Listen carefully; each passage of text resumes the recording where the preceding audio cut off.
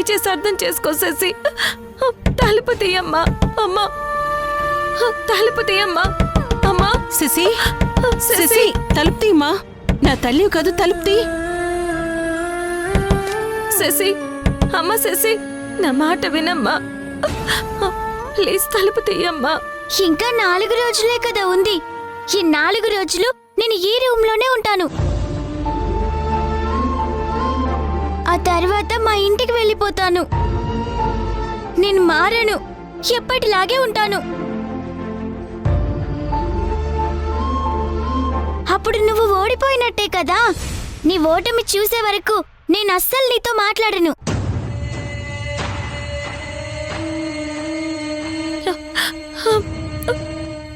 నాలుగు రోజులు తలుపులు వేసుకుని నువ్వొక్కదానివే అలా రూమ్లో ఉండకూడదమ్మా.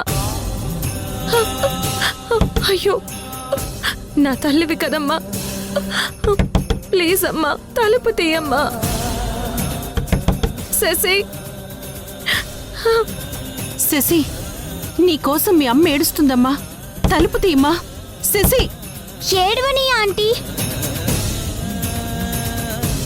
ఆ ఎగ్జామ్ రాయనీయకుండా చేసి నన్నెంత ఏడిపించింది. ఆమె ఏడ్చినా సరే నేను అస్సలు తలుపు తీయను.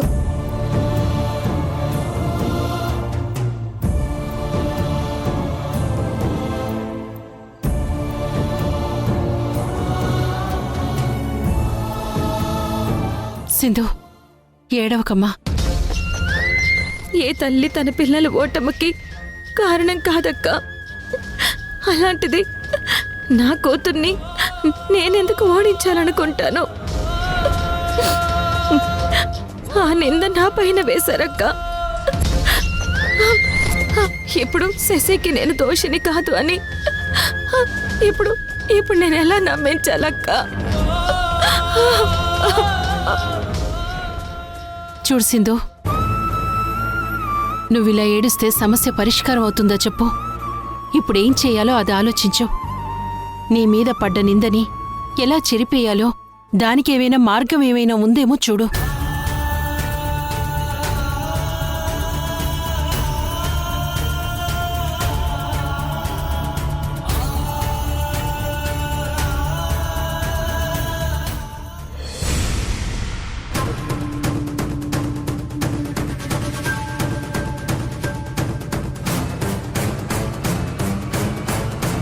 రే యష్, నువ్వు చేసిందేమీ నాకు నచ్చలేదు అసలు. మనకు కావాల్సింది మన శశి. తనని ఎలాగైనా మన ఇంటికి తీసుకొచ్చేద్దామని నేను చూస్తుంటే నువ్వేంట్రా ఇంకా 4 రోజులే ఉంది అని శశిని దాని దగ్గర వదిలేశావు. అమ్మా, అగ్రిమెంట్ ప్రకారం ఏదైనా సరే న్యాయం ప్రకారమే జరగాలి. అది కావాలని శశి పాకెట్లో చిట్టీలు పెట్టింది. ఎగ్జామ్ రాయనివ్వకుండా చేసింది అని తెలిసినా కూడా ఇంకా న్యాయం ధర్మం అంటావేంట్రా? ఏమైంది రాయేష్? మధు, అమ్మ ఎందుకు అంత సీరియస్గా ఉంది? ఆ టాలెంట్ హంట్ వాళ్ళు శశిని ఎగ్జామ్ రాయనివ్వకుండా పంపించేశారు కదా తేజ. అవును, ఆ విషయం అడుగుదామని అత్తయ్య మేము సింధు ఇంటికి వెళ్ళుండాం. బాగా కడిగి పడేసి ఉండరా? దాదాపు దావత్తా అంత పని చేసుండారనుకోమే.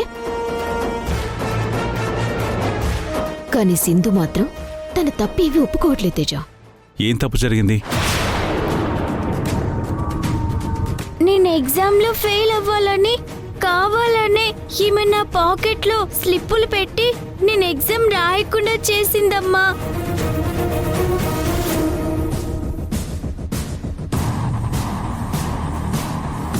నా చేత అమ్మని పిలిపించుకోవడం కోసమే ఈవిడిలా చేసింది నానమ్మ. నువ్వు చెప్పు నాన్న, సింధు అలా చేసిందంటే నువ్వు నమ్ముతావా? నమ్మలేన్రా.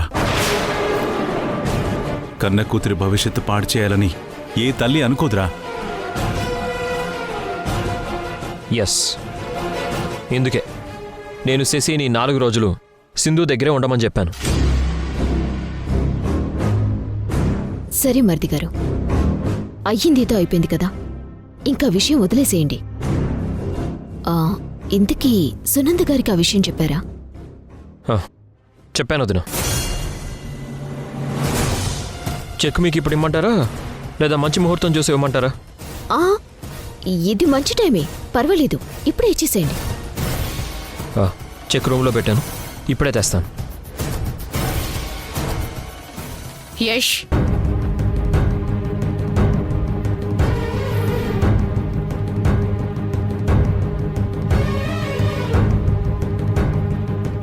మేడం, మీరేంటి సడన్గా మా ఇంటికి? ఫోన్ చేస్తే నేనే ఆఫీస్కి వచ్చేవాడిని కదా. రండి మేడం, రండి. అప్పుడు చెక్ ఇచ్చేటప్పుడు ఫోన్ చేశారు, ఇప్పుడు చెక్ ఇచ్చేటప్పుడు డైరెక్ట్గా తనే దిగబడింది. మళ్ళీ ఏం ఫిట్టింగ్ పెట్టబోతుందో మహాతల్లి.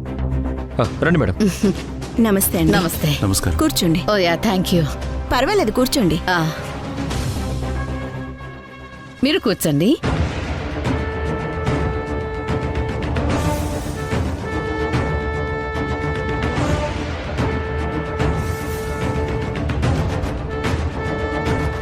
మా యష్ మీతో కలిసి పనిచేయలేకపోతున్నందుకు మాకు బాధగానే ఉంది. కానీ ఏం చేస్తాం, మా ఇంటి పరిస్థితులను బట్టి సింధు ఉంటే మా వాడు మీ కంపెనీతో కలవలేడు, కలవడు కూడా. ఏమనుకోకండి. మీ ఇబ్బంది నేను అర్థం చేసుకోగలను. అందుకే మళ్ళీ ఆలోచించి ఒక నిర్ణయం తీసుకున్నాను. అది మీకు చెప్పాలనే నేనే స్వయంగా వచ్చాను. ఏంటి మేడం అది? నేను స్టార్ట్ చేయబోయే కొత్త కంపెనీలో సింధు పార్ట్నర్గా ఉందనే కదా మీ అందరి ప్రాబ్లం. అవును. అందుకే సింధుని నా కంపెనీలో పార్ట్నర్గా వద్దనుకుంటున్నాను.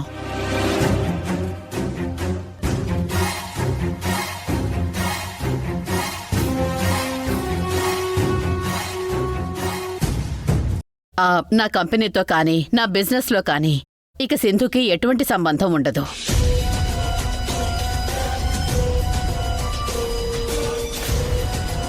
నేను మీ అబ్బాయితో కలిసి ప్రాజెక్ట్ స్టార్ట్ చేద్దాం అనుకుంటున్నాను. ఇంతకంటే నేనేం చెప్పలేను. ఇలాంటి ఆఫర్ ఎవరూ వదులుకోరు. ఇక మీ ఇష్టం. బిజినెస్ పీపుల్లా ఆలోచించి మీ నిర్ణయం చెప్పండి.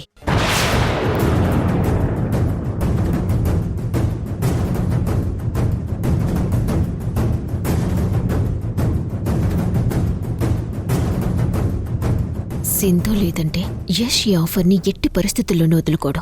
ఏదో విధంగా వాళ్ళమ్మని ఒప్పిస్తాడు. ఇప్పుడెలా? ఓకే మేడం, నాకు కొంచెం టైం ఇవ్వండి.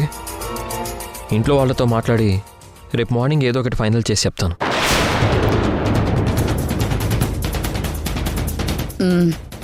సరే యష్,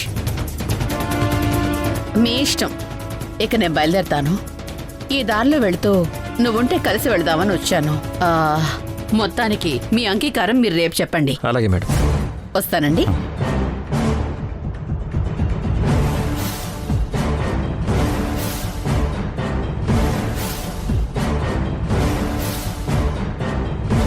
ఏంట్రా మళ్ళీ ఇలా చెప్పావు? మీరు మీ ఆఫీస్ వద్దని చెప్పేస్తే అయిపోయేది కదా, ఇంకా టైం ఎందుకు అడిగావు? అయ్యో అమ్మా, నీకు అర్థం కావడం లేదు. ఒకసారి ఇలా చెప్తాను రా. ఏంట్రా